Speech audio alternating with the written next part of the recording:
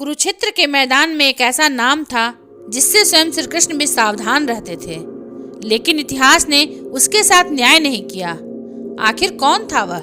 एक ओर गांडीवधारी पांडवों का श्रेष्ठ धनुर्धर, दूसरी ओर 3 अमोघ बाणों वाला अद्भुत वीर। क्या होता यदि दोनों आमने सामने होते? अर्जुन और बर्बरिक, कौन था सबसे महान धनुर्धर? कुरुक्षेत्र की भूमि पर युद्ध की आहट सुनाई दे रही थी। राजाओं की सेनाएं जुट रही थीं। धर्म और अधर्म की रेखा खिंच चुकी थी।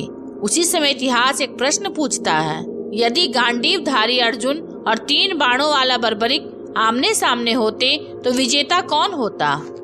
अर्जुन पांडवों में तृतीय, गुरु द्रोणाचार्य के प्रिय शिष्य। बाल्यकाल से ही अर्जुन में अद्भुत एकाग्रता थी। जब पक्षी की आंख पर निशाना साधा गया तो उसने केवल लक्ष्य देखा, बाकी सब धुंधला था। उसे मिला दिव्य धनुष गांडीव, इंद्र से दिव्य अस्त्र, पशुपतास्त्र का वरदान स्वयं भगवान शिव से। उसकी साधना वर्षों की थी। उसका अनुभव अनगिनत युद्धों का था। वह केवल धनुर्धर नहीं, रणनीतिक योद्धा था। दूसरी ओर वन में जन्मा एक अद्भुत वीर बर्बरिक, वह भीम के पुत्र घटोत्कच का पुत्र था, अर्थात पांडवों का ही वंशज। बर्बरिक को मिले 3 अमोघ बाण और एक अद्वितीय धनुष। उसने घोर तपस्या की और प्रसन्न हुए भगवान शिव।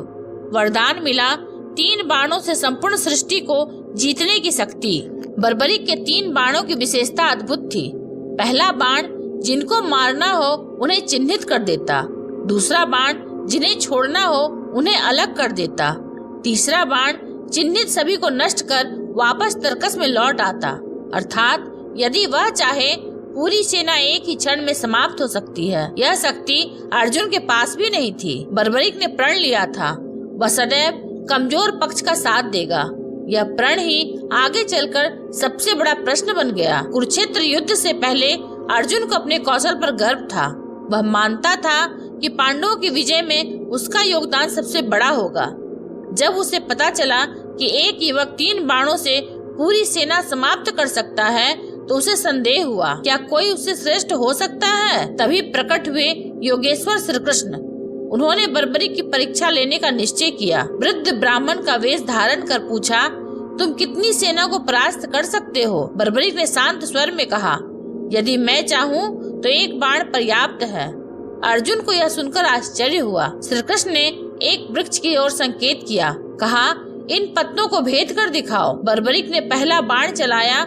वह प्रत्येक पत्ते को स्पर्श करता हुआ घूम गया, लेकिन श्री कृष्ण ने एक पत्ता अपने पैर के नीचे छिपा लिया था। बाण उनके चरणों के पास घूमने लगा। बर्बरिक मुस्कुराया, ब्राह्मण देव, आप पैर हटा लें, अन्यथा यह बाण आपके पैर को भी भेद देगा।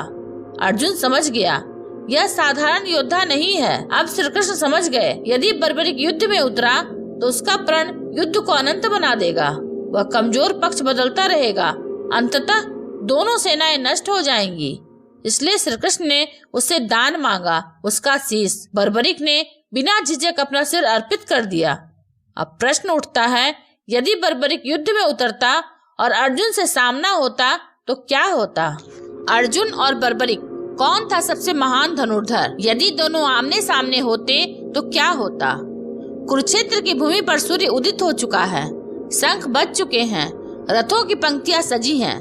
कल्पना कीजिए, एक ओर गांडीव उठाए खड़े हैं अर्जुन, दूसरी ओर 3 अमोघ बाणों का स्वामी बर्बरिक। यदि यह युद्ध सचमुच होता तो परिणाम क्या होता? आज हम तर्क, शक्ति, रणनीति और धर्म चारों आधारों पर निर्णय करेंगे। युद्ध प्रारंभ होता है। अर्जुन अपने दिव्य धनुष गांडीव को चढ़ाते हैं। उनकी गति बिजली के समान है। उनकी एकाग्रता वर्षों की तपस्या से निखरी है। वे साधारण बाणों से आक्रमण करते हैं, तीव्र, सटीक और निरंतर। बर्बरिक शांत खड़े हैं। उनकी आंखों में आत्मविश्वास है, घमंड नहीं। वे पहला बाण उठाते हैं जो लक्ष्य को चिन्हित करता है। यदि अर्जुन के रथ, घोड़े, ध्वज और कवच चिन्हित हो जाएं, तो तीसरा बाण उन्हें एक ही क्षण में समाप्त कर सकता है। यहाँ पहली बार अर्जुन को चुनौती मिलती है, ऐसी चुनौती जो उन्होंने पहले कभी नहीं देखी। अर्जुन के पास केवल साधारण तीर नहीं थे, उन्हें वरदान मिले थे स्वयं भगवान शिव से। पशुपतास्त्र, इंद्र से दिव्य अस्त्र, अग्नि से आग्नेय अस्त्र, वरुण से वरुणास्त्र और उनके सारथी होते श्री कृष्ण। रणभूमि में यह एक बड़ा अंतर है।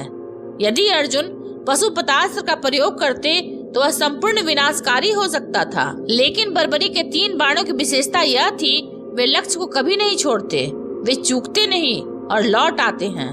अर्थात यदि बर्बरिक पहले चिन्हित कर दे तो दिव्य अस्त्र भी उसके चिन्हित लक्ष्य से बच नहीं सकता। अब सोचिए, अर्जुन केवल योद्धा नहीं, रणनीतिकार भी थे। उन्होंने भीष्म पितामह, द्रोणाचार्य, कर्ण जैसे महारथियों का सामना किया। उनकी युद्ध भूमि की समझ अद्भुत थी। बर्बरिक की शक्ति अपार थी, लेकिन उसे इतने बड़े युद्ध का अनुभव नहीं था। रणनीति में अर्जुन आगे दिखाई देते हैं।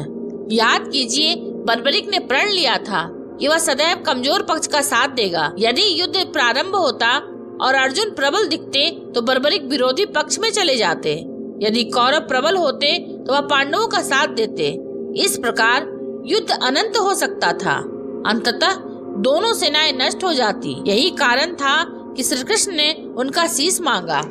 यदि केवल अर्जुन बनाम बर्बरिक का द्वंद्व होता, अब मान लीजिए दोनों के बीच केवल एकल द्वंद्व हो, अर्जुन दिव्य अस्त्रों के साथ, बर्बरिक 3 अमोघ बाणों के साथ। यदि बर्बरिक पहले अवसर में अर्जुन को चिन्हित कर देते तो तीसरा बाण निर्णायक हो सकता था, लेकिन यदि अर्जुन दिव्य अस्त्रों का पूर्ण प्रयोग करते तो बर्बरिक के लिए बचना कठिन होता।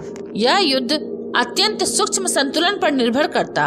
युद्ध अनुभव में अर्जुन श्रेष्ठ थे, दिव्य अस्त्रों की विविधता में अर्जुन आगे थे, एक ही क्षण में संपूर्ण विनाश की क्षमता में बर्बरिक अद्वितीय थे। आत्मबल और त्याग में बर्बरिक सर्वोच्च उदाहरण है, जिन्होंने युद्ध से पहले अपना शीश दान कर दिया। यदि समग्र युद्ध कौशल, अनुभव, रणनीति और दिव्य अस्त्रों को देखा जाए तो अर्जुन को महानतम धनुर्धर कहा जाता है, लेकिन यदि शुद्ध शक्ति और 3 अमोघ बाणों की क्षमता देखें तो बर्बरिक संभवतः किसी भी योद्धा को चुनौती दे सकते थे। इसलिए कहा जा सकता है, अर्जुन रणभूमि के सिद्ध महारथी, बर्बरिक अद्भुत वरदानों से युक्त अलौकिक वीर। दोनों अपने अपने स्थान पर महान हैं। तुलना करना कठिन है, पर विचार करना प्रेरणादायक है। अगर आपको यह वीडियो अच्छा लगा हो तो इसे लाइक, हाइप, शेयर और सब्सक्राइब अवश्य करें। धन्यवाद।